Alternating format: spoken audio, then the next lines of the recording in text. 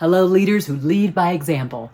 Okay, I'm wondering, have you ever thought of why some company cultures are so good? They attract great people and people never want to leave it, while there are mostly others who just can't seem to hold on, not even to just their best employees.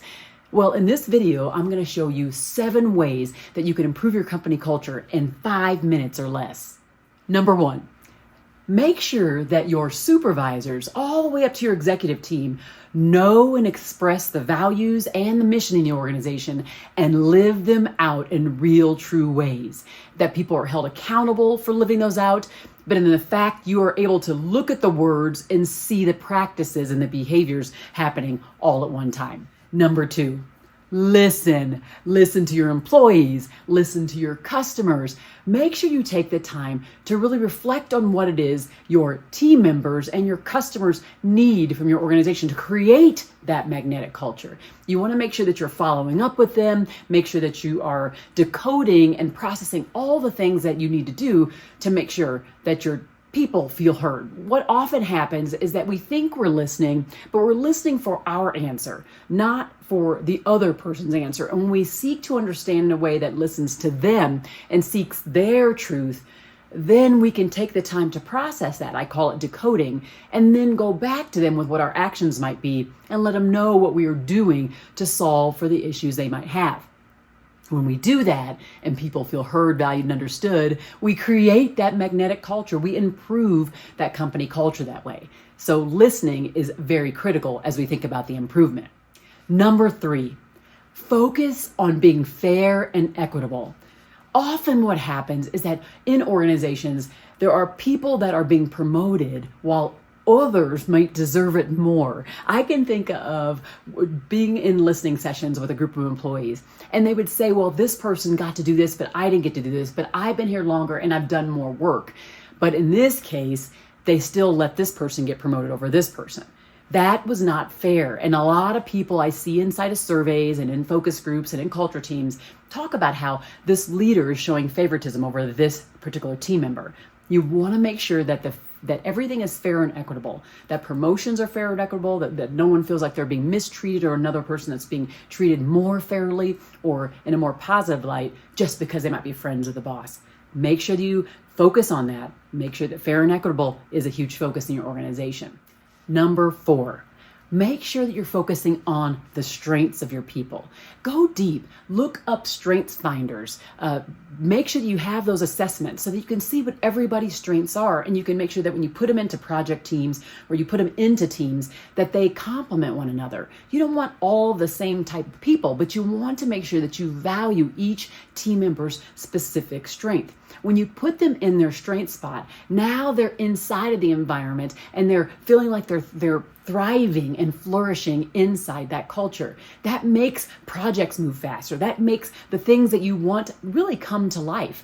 But it's how you actually improve your culture, because if people feel like they're living in their strengths, they feel like they're doing the bigger work, that big mission focused work, now they feel like they want to get up every morning out of bed and not press that snooze button. So you, as an organizational leader, get the ability to create that focus on strengths-based leading, strengths-based being inside your culture. It's just one great way to improve your corporate culture.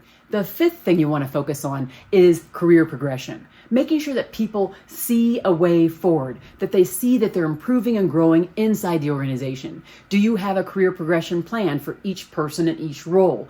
This is a way to improve the culture, because people who don't feel like they're committed to meaningful work, that they don't feel like they have a path forward and that they're improving and growing inside the environment, won't feel like they're thriving, which means now your culture is going downhill. But if you have a very clear career path for each person, even if it doesn't mean management, but it means projects, you are then going to have a much better corporate culture.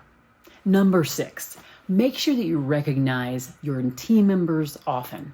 All employees. That would be doing team member recognition, team events, individual recognition. And it is said that most employees will forget that they were ever recognized if they weren't recognized in the last 7 days.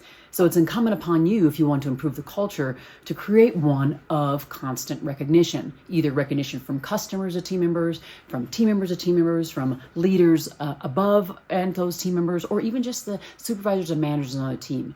You want to make sure that they're feeling like they're valued. Tiny Pulse said that 75% of employees who think that they're valued or in an organization that values them would be much more likely to stay versus being an organization where they're not valued. They'll be willing to leave. So you want to make sure that your people want to stay. I remember working in an organization that had these little stickers that were like thumbs up awards that looked at their values. And every time a team member would see another team member doing something and living out the value, they would write a little note on this card and put one of these cool, colorful stickers on it and hand it directly to the team member. That kept giving this dopamine boost to their brain, making them feel valued inside the environment. Who wants to leave a place where they feel valued? You become a better culture when you make people feel valued and recognized consistently. Number 7, make sure that you create an entrepreneurial culture. This kind of culture allows people the freedom to do the tasks and things they need to do with their own intellect, their own knowledge. They're not necessarily following someone else's beat of someone else's drum. They know that there are initiatives and there are objectives that the organization has to accomplish, and they play a role in it.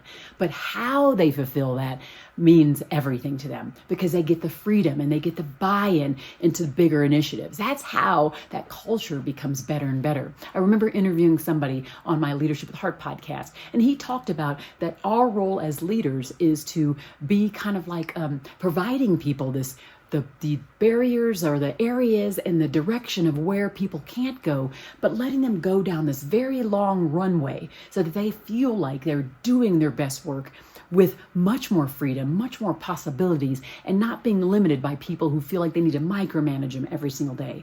Having that entrepreneurial environment will make sure that your culture feels like one that helps people progress, uplifts them, and makes them feel like they're part of something bigger than themselves. There is so much to learn about corporate culture, and I only gave you the first 7, and there's so many other steps. I look forward to seeing you on future videos so we can continue to learn how to lead by example and build a winning culture in the meantime.